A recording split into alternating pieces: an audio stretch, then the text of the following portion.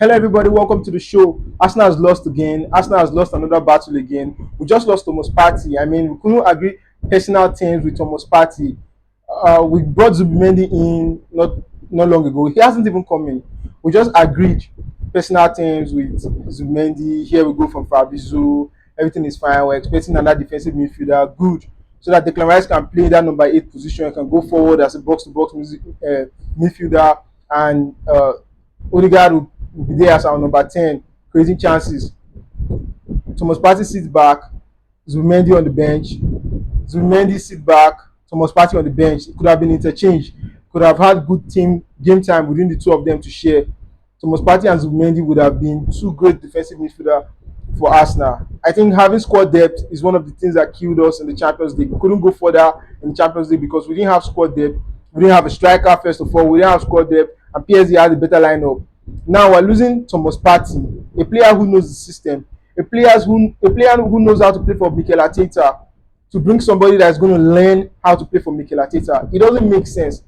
Thomas Partey and Zubimendi, great fit. Two great defensive midfielders, and we even have Declan Rice that can play that position sometimes. So why can't we just agree personal terms with Thomas Partey? Anywhere Thomas Partey go, he will get a good deal. He can choose to go to Saudi Arabia. He can choose to go to Barcelona. Any big club will be in a hurry for Thomas Partey's signature.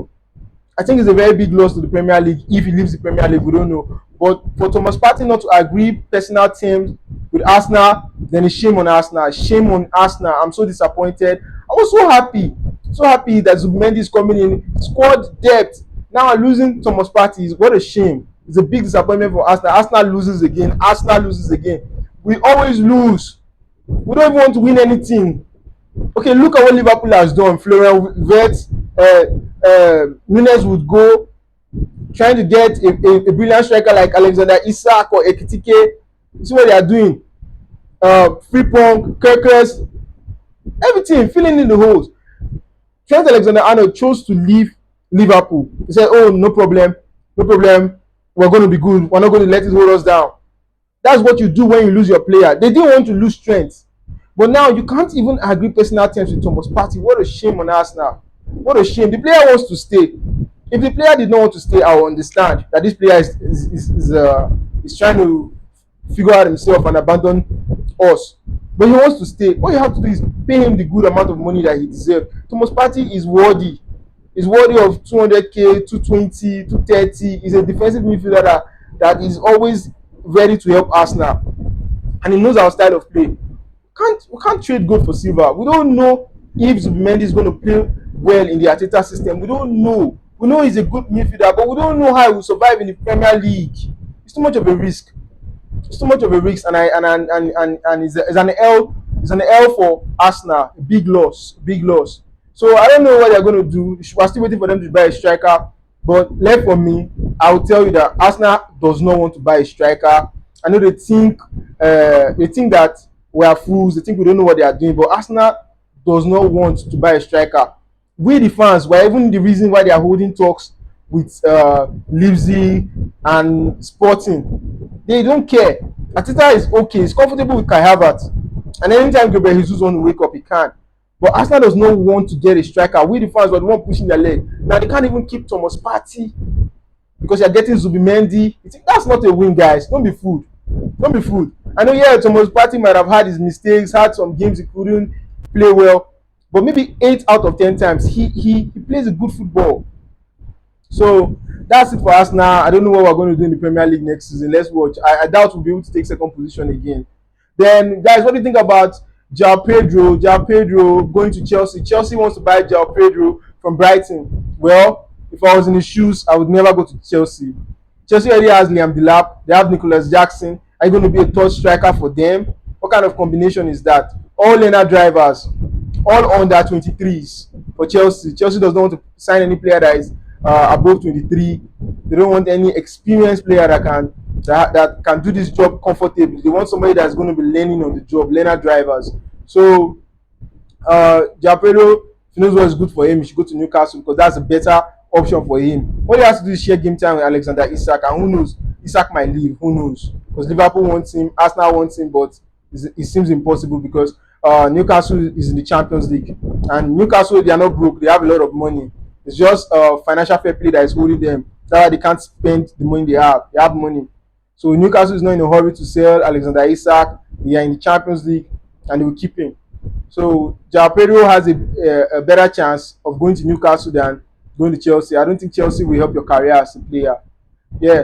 So guys, what do you think about the Premier League fixtures? It came out yesterday. What do you think about them? We're going to talk about Arsenal, Liverpool, Manchester United, Chelsea, and Manchester City. We're going to look at their first 3 games. But Manchester United has bad. Should I say bad?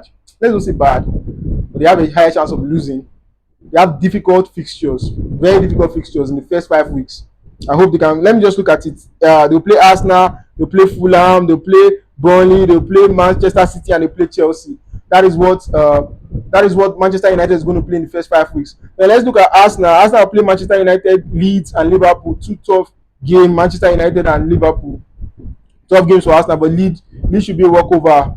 Judging with the last 2 seasons, how the clubs from the Championship come back to the Premier League and get relegated the following year. So let's see how Leeds will perform. But I wish them well. I wish them well. Then Liverpool will play Bournemouth, Newcastle, and Arsenal the first 3 weeks. Manchester City is playing Wolves, Tottenham, and Brighton. Easy games. Wolves, Tottenham. I don't know how Thomas Frank can fix what's happening in Tottenham so quick. I don't know if he can get them to play as a team and win games. But it looks like a win for Manchester City in the first. They could win their first 3 games. Very easy. In Chelsea, Crystal Palace, West Ham, and Fulham. Comfortable games for Chelsea and Manchester City. It looks like maybe perhaps because of the Club World Cup, because they're not having a good holiday. They are participating in the FIFA Club World Cup. They are active. So maybe they're just trying to start them easy in the Premier League. Maybe it's a coincidence. Maybe I'm just reading things that are not there. Then, guys, what do you think about Sergio Ramos? Sergio Ramos and Thiago Silva, how they played their games in the Club World Cup so far. Sergio Ramos scored a goal as a defender again, the only defender that scores like a striker. He scored a goal and he had the most interceptions in the game.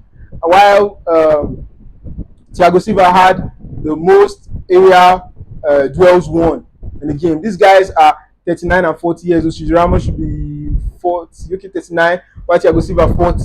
So, and they are still keeping it good, still going against 20-something-year-olds, and they are winning strong. Although it was a draw. It was a draw for one and a win for the other. But good game, very, very good game in the Club World Cup so far. Speaking of the Club World Cup, we have Real Madrid with the Al Hilal. They played a game yesterday, but Real Madrid was just so disappointing. I think Real Madrid really needs Mbappe. When he's not there, we can see how the problem gets worse. They have a problem with Mbappe, but the problem is bigger when Mbappe is not there. Because if Mbappe was there, he will probably score you a hat trick or a brace or score a goal. If Mbappe plays the match, there's a high chance he will score than not scoring. Vinicius Junior is not having his A game. Ever since he didn't win the Ballon d'Or, he has not been playing very good football. I don't know what's wrong with him, but he needs to think about himself and put his career back together because it's not really game anymore. Vinicius Junior is not the Vini we know. He's not playing so well. So guys,